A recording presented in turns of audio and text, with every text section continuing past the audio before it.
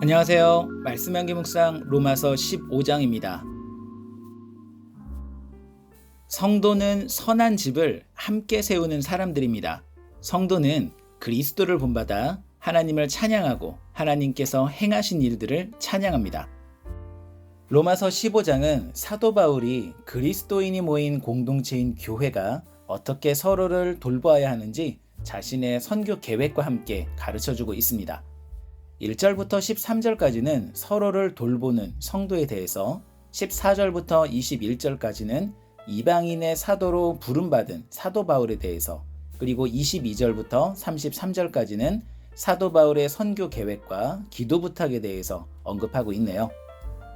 사도 바울은 지금까지 자신이 걸어온 전도 사역을 돌이켜보고 로마 교회에게 기도 부탁을 합니다. 자신이 앞으로 준비하는 새로운 전도 여행에서 승리하도록 말이죠.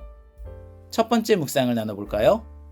성도의 주된 의무는 무엇입니까? 1절에서 3절 말씀을 보면 예수님처럼 믿음이 약한 자를 돌보는 것입니다.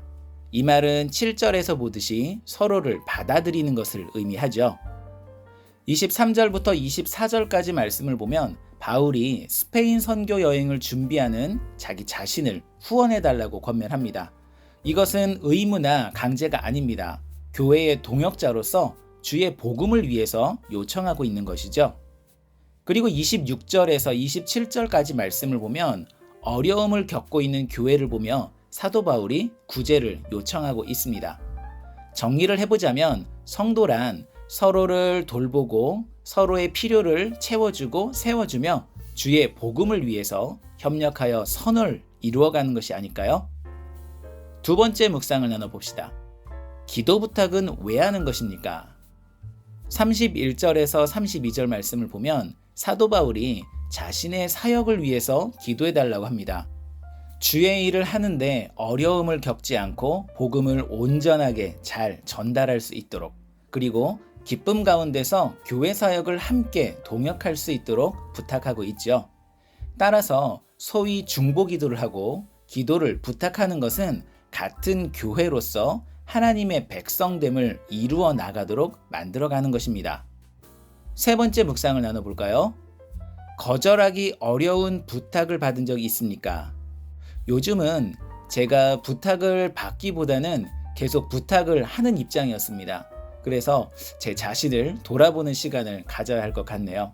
신앙생활에서 거룩한 부담은 필요하지만 준비가 되지 않았을 때는 아무리 작은 부담이라도 굉장히 어렵게 다가오는 것처럼 느껴지기도 합니다.